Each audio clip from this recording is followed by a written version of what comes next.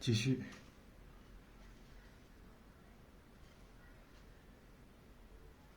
冲下的页怎么画？冲下的页它就是往下画就行啊。这是两笔形成了一个页，你可以旁边补个小的，还是那个会意思，这小的到底是它的一部分啊，三叉的一部分，或者是单独的一个页，这都无所谓啊。我们只是记住这有大小的关系啊，是吧？我可以连上，哎，这一块也可以成为一个页，也可以分成两个页，完全在于你页筋勾页筋的时候，你想怎么画，你想怎么处理。向下页也可以从下往上画，看我这笔都连着的啊，像画牡丹花头似的，一定要有个连贯性，哪管你不熟练，两笔连一下呢，是吧？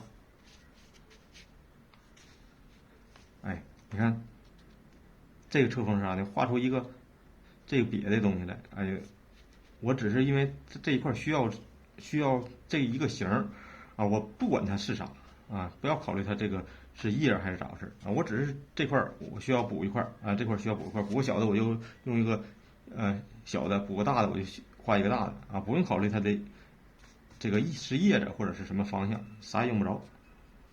哎，勾页筋方向，比如说这个我这么勾，这我变成一个了，哎。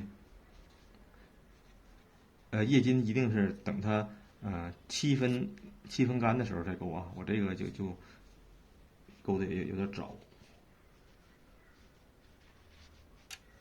看到了吗？其实我这么慢的话，就会有时候笔墨不那么灵活啊。我平时画的时候速度要比这个快1倍吧。这是冲下、冲上、冲右，哎，那也一样啊。这一笔，你说是冲上，我要这么勾，那就冲上；我要往下勾，那就冲下。其实冲上冲下和冲左冲右，其实都是一样的啊。再比如说，这是冲右下吧，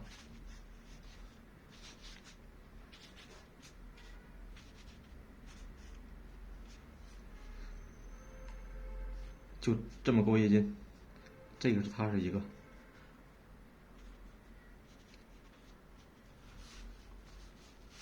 这就冲下了。其实如果我反过来勾，我这针儿我从这儿穿的话，往上，哎，它也成立。啊，记住这个东西就是一个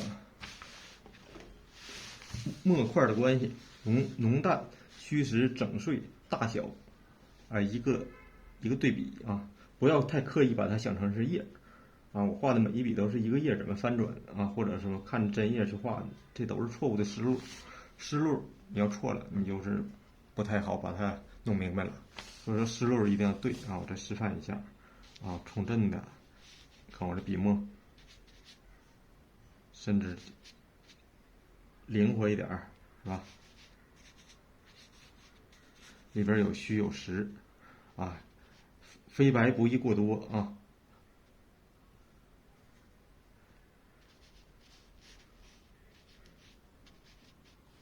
有大有小，等它快干的时候，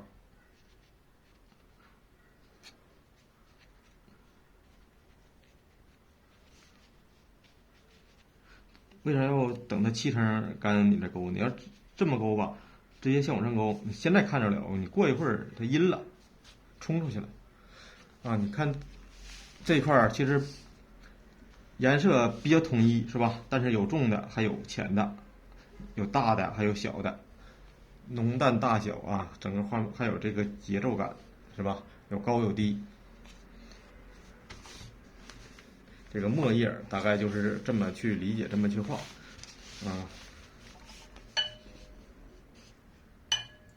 另一个就说一下产业，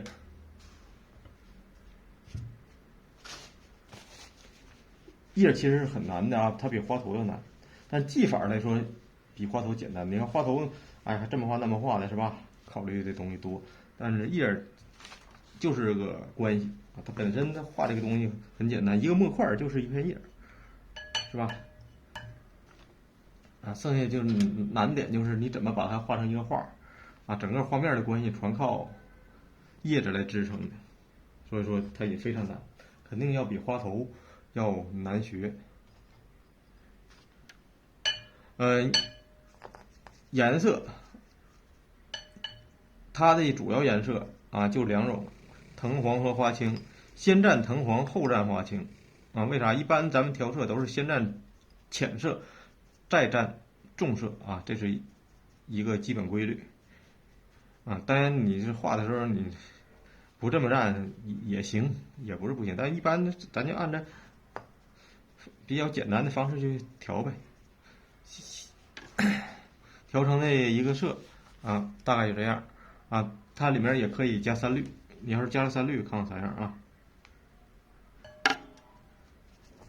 也是调浅的，再调重的啊。差不太多啊。可以说这个就这2个颜色或者这3个颜色，它千变万化。你看，浅一点，花青多一点，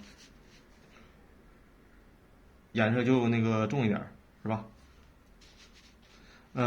彩页的绘画方法就太多了。王小涛这个从早中晚期就那么多年，一直这彩页是有变化的啊。所以说，咱这个课程里就讲一个基本的一个画法啊，就是以它偏厚的为主吧，就是清楚一点，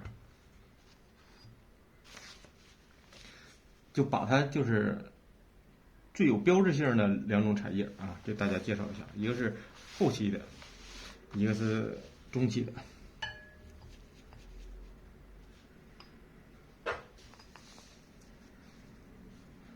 啊，我一般就这2种色就够了。画法上和那个墨页差不太多啊，还是向下的，是吧？补一个，它俩的区别是啥？它俩的因为它的颜色的性质不同，它勾液晶的时候，还有你画的时候，就是这个色块产生的那种东西，它是有差别的。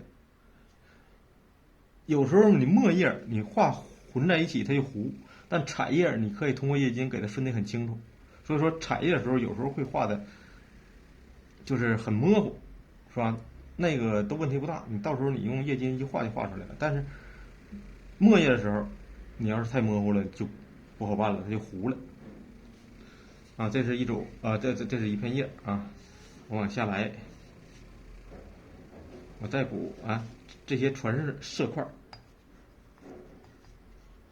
有大有小，有大有小。这一块一个大概三角形吧，我给它画完之后，我这块我再出这一个，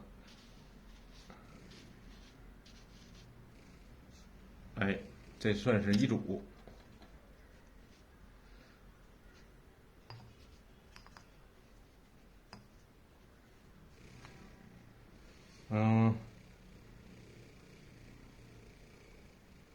我直接勾啊，彩页基本就是画完就可以勾。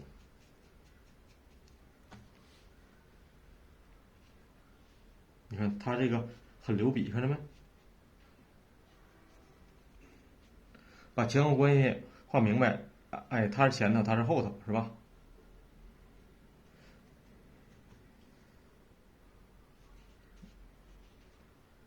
这是小的，我让它这么整。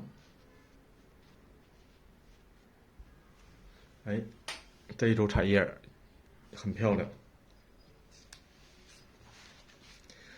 这就算是它比较偏厚一点的啊，偏厚些，就是相对来说比较清晰。我再来张纸。